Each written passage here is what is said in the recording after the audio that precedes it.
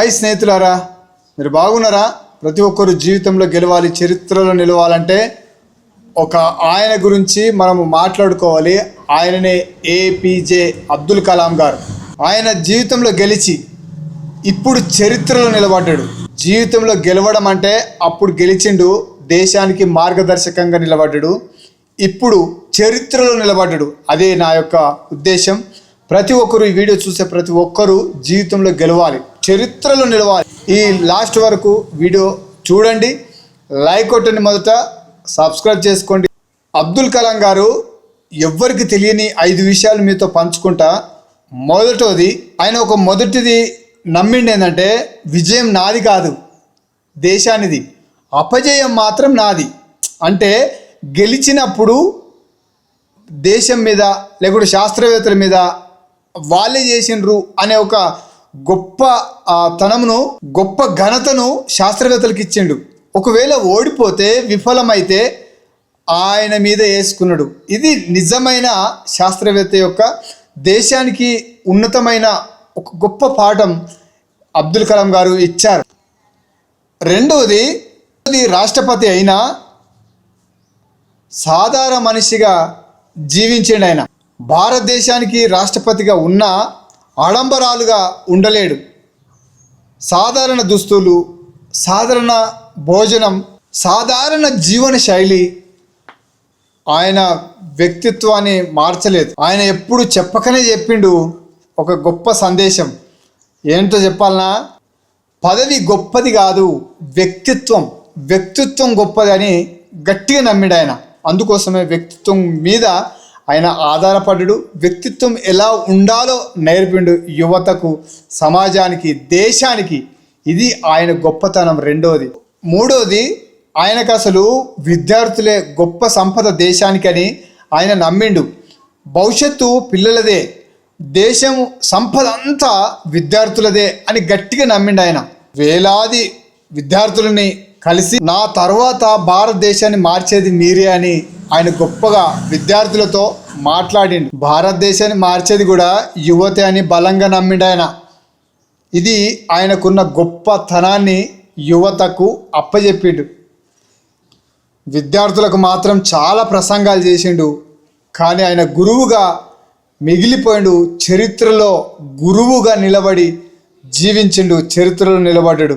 నాలుగోది, కలలు కలమని మాత్రమే కాదు, వాటి కోసం పని చేయమని చెప్పిండు. అంటే కలలు అంటే నిద్రపోయి కలలు కనడం కాదు, గొప్ప కలలని. అంటే మనము చరిత్రలో నిలబడే అంత కళని అంట చూడు. జీవితంలో గెలవాలి, చరిత్రలో నిలబడాలి, ఇది కళ అన్నమాట. మన కళల్ని నిద్రపోనియద్దు. మనం దానికోసం ప్రయత్నం చేయాలి, దానికోసమే ఆరాటపడాలి, దానికోసమే తపన పడాలి, దానికోసమే, కళల కోసమే మనం ఎప్పుడు 24 గంటలు, అంటే మనం నిద్రపోయినా సరే కళల గురించి మనము ఊహల్లో అలాంటి కళలు కానీ మనం బతుకుతే జీవితంలో అప్పుడు ఎలాగైతే అబ్దుల్ కలాం గారు ఎట్లయితే జీవితంలో గెలిచి చరిత్రలో నిలబడ్డాడో అవే కళలు ఇప్పుడు మనము కంటే అంత గొప్పగా ఉంటాయని. ఒక్క విషయంలో చెప్పాలంటే లక్ష్యం చేరేంత వరకు బలంగా ఉండాలి. మనం అలాంటి కళలు బలంగా ఉండాలి, చెదిరిపోనీయకుండా ఉండాలని అబ్దుల్ కలాం గారు స్పష్టంగా తెలియజేసిండు. ఐదవది, నిజమైన సంపద డబ్బు కాదు, మంచి ఆలోచన అని అబ్దుల్ కలాం గారు చెప్పిండు. నిజమైన సంపద డబ్బులు ఉంటే గొప్ప సంపద అనుకుంటారు, లేకుంటే గొప్ప బిల్డింగ్లు ఉన్న, భూములున్న సంపద అది కాదు. సంపద మంచి ఆలోచన, గొప్ప ఆలోచనతో దేశాన్ని మార్చవచ్చు. మంచి ఆలోచనతో గొప్ప విజయాన్ని తీర్చిదిద్దచ్చు. యువతను మార్చచ్చు. నువ్వే మార్చచ్చు, నీవే మారాలి, నువ్వే మార్చాలి. అది గొప్ప ఆలోచన. డబ్బులతో లేక సంపదతో రాదు. గొప్ప ఆలోచనలు. ఇలాంటి మహానుభావుల విషయాలు మనం మాట్లాడితే, ఇలాంటి వాళ్ళ గురించి మనం తెలుసుకుంటే ఖచ్చితంగా ఉన్నతమైన ఆలోచనలు వస్తాయి. ఆయన ఏం సంపాదించుకోలేదు, ఆయన కూడబెట్టుకోలేదు, కానీ లక్షలాది మంది హృదయాలలో నింపుకున్నాడు. అంటే ఆయన సంపాదించుకున్నది యువతను. ఒక మనిషి సంపాదించాలంటే ఏం సంపాదించాలి? జ్ఞానం, క్రమశిక్షణ, దేశభక్తి, మంచి విలువలతో కూడిన జీవితం. ఇది దేశాన్ని మారుస్తుంది. ఇదే గొప్ప మంచి ఆలోచన. అబ్దుల్ కలాం గారి గురించి మనం తెలుసుకున్నాం. ఆయన మనకు వదిలి వెళ్ళింది కేవలం పుస్తకాలు కాదు, ఒక జీవన విధానం. పేదరికం మన భవిష్యత్తును నిర్ణయించదు. మన ఆలోచనలు, మన కష్టం, మన లక్ష్యాలే మన భవిష్యత్తును నిర్మిస్తాయి. ఆయన వర్ధంతికి పూలు చల్లి దండలేసి లేకుంటే ఆయన గురించి మనం స్టేటస్లు పెట్టుకోవడం కాదు గొప్ప విషయం.